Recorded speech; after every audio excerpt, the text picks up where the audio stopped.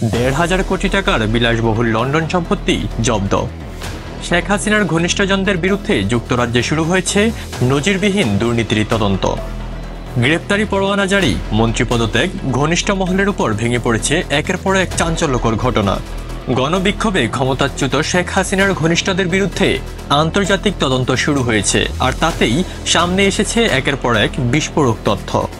লন্ডনের অভিজাত এলাকায় 90 মিলিয়ন পাউন্ড মূল্যের দুটি বিলাসবহুল সম্পত্তি জব্দ করেছে ব্রিটেনের ন্যাশনাল ক্রাইম এজেন্সি NCA। জব্দ হওয়া এই সম্পত্তিগুলোর মালিক সালমান এফ রহমানের ছেলে আহমেদ শায়ান ও ভাতিজা আহমেদ শারিয়ার রহমান। 1 পাউন্ড সমান 165 টাকা হিসেবে, যার মূল্য দাঁড়ায় প্রায় 1,500 কোটি টাকা। এমন চাঞ্চল্যকর তথ্য শুক্রবার প্রকাশ করেছে ব্রিটিশ সংবাদ মাধ্যম দ্য গার্ডিয়ান।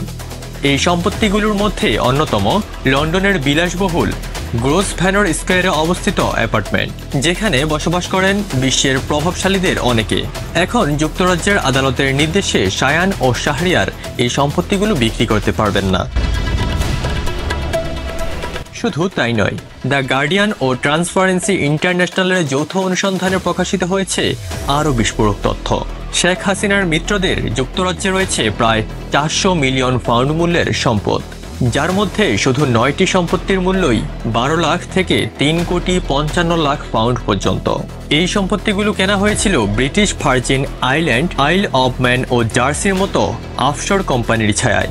জব্দ সম্পদের তালিকায় রয়েছে আরও এক গুরুত্বপূর্ণ নাম, লন্ডনের গ্রেশাম গার্ডেন্সে অবস্থিত একটি বাড়ি, যেখানে বসবাস করছেন শেখ হাসিনার বোন ও ব্রিটিশ এমপি টিউলিপ সিদ্দিকের মা শেখ রেহেনা। এই বাড়ির দাম 7.7 মিলিয়ন পাউন্ড। এখন সেই বাড়িও জব্দ। আর টিউলিপ সিদ্দিক নিজে অন্তর্বর্তীকালীন সরকারের দুর্নীতি বিরোধী তদন্তে অভিযুক্ত হয়ে গ্রেফতারি পরোয়ানার মুখে সিটি মিনিস্টারের পদ থেকেও পদত্যাগ করেছেন।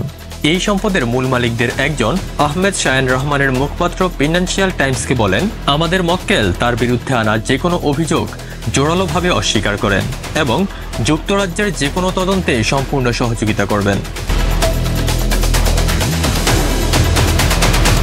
তিনি আরও অভিযোগ করেছেন, বাংলাদেশে চলমান রাজনৈতিক অস্থিরতার সুযোগ নিয়ে শত শত ব্যক্তির বিরুদ্ধে অভিযোগ আনা হয়েছে, যা আন্তর্জাতিক মহলেরও জানা। ট্রান্সপারেন্সি ইন্টারন্যাশনাল ইউকের নীতি নির্ধারক ডানকান হেমাস যুক্তরাজ্যের আইন প্রয়োগকারী সংস্থাগুলির প্রতি আহ্বান জানিয়েছেন যেন তারা অবিলম্বে সন্দেহভাজন সব সম্পত্তি জব্দ করেন। ইতোমধ্যে আরও কয়েকটি সম্পত্তি জব্দের প্রক্রিয়ায় রয়েছে NCA। এই ঘটনা শুধু দুর্নীতির কেলেঙ্কারি নয়, এ যেন ক্ষমতা, অর্থ ও আন্তর্জাতিক রাজনীতির চরম নাটকীয় সংঘর্ষ। এখন প্রশ্ন হলো, এই তদন্ত শেষ পর্যন্ত কোথায় গিয়ে দাঁড়াবে?